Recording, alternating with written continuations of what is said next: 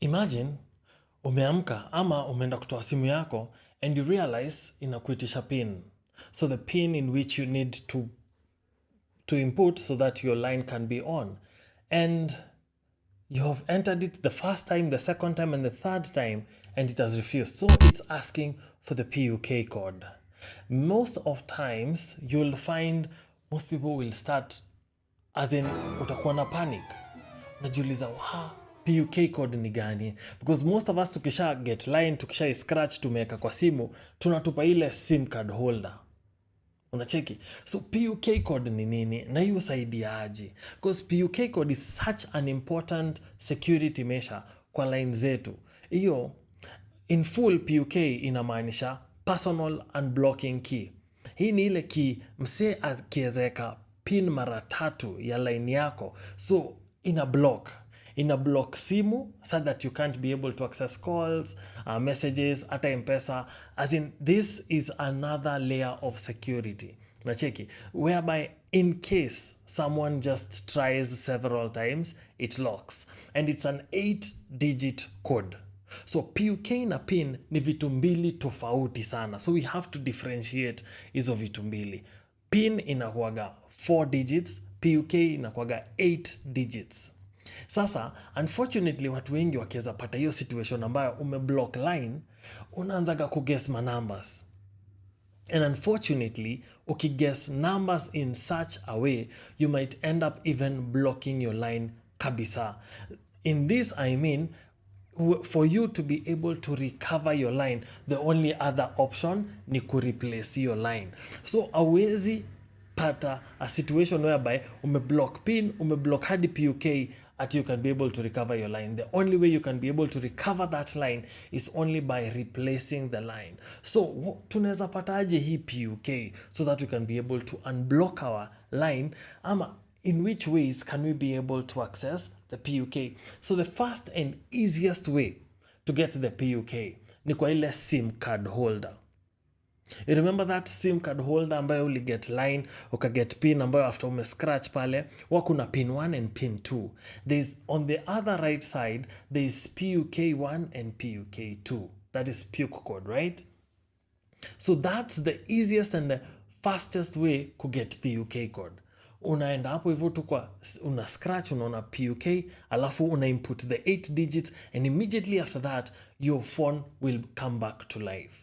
Unacheki, your line will be back, you can receive your calls and messages, etc. Right? So the second way ambayo unaweza get PUK is to contact customer care. So you'll need a phone of someone else. You call customer care, you'll give them your details, they'll have to verify your name, your identification, maybe 1 or 2 transactions, phone numbers that you call frequently, and immediately after that they are going to share with you your PUK code. Now this one might take some bit of time, but it is also another way in which you can be able to get your PUK code. The other option, customer care, is to walk into a customer care shop. So you go there with your identification, ID card. They're going to ask some few questions. Obviously, they have to verify if you're telling them the truth. You'll give them the number in which you require the PUK code. You'll hand over your original registration for the line, either the passport or the identification card. Osha hand in, they're going to ask you the few questions, and after that they're going to note it down for you. You enter your PUK code, choose your desired PIN after that, and just like that, your line is going to be back on. Now, the other option ambayo you can get your PUK, unaenda kwa simu ya beshte yako. You can ask for a friend's assistance or someone, msee yote. On the phone, una dial *100#. Sawa, your Safaricom line. Una dial *100#. Okay, are we working together? Alafu unaenda option number 8. Option number 8 itakuuliza ni option ya get PUK code. And immediately after usha choose hiyo, itakwambia select ile number ambayo unataka kuget PUK code for. So you enter the number.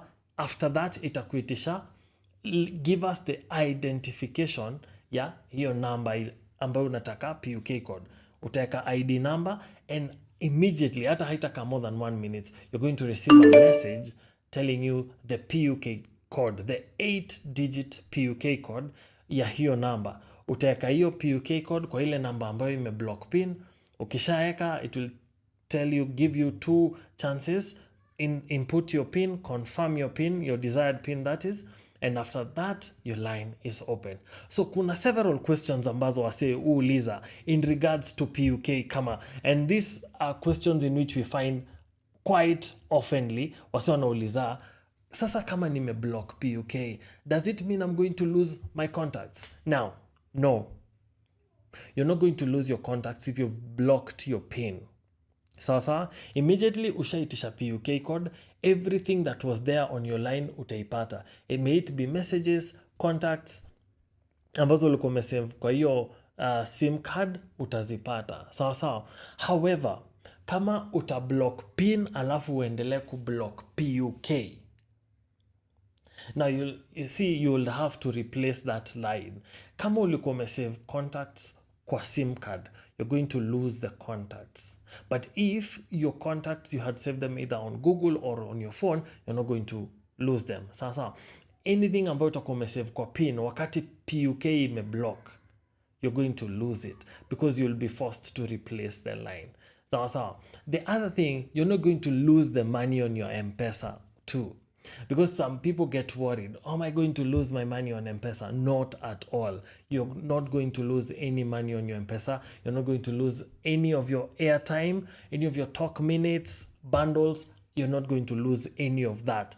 All of these are secured kwa SIM card. So hata in the event ambayo utahitaji kureplace line, you're still going to find M-Pesa yako, Credo, minutes, bundles, SMS, everything utazipata pale. So you are assured at least all this bado ziko. Kile unaweza lose ni contacts kama ulikuwa umesave kwa SIM card. Sasa, the other thing that we also need to be very careful.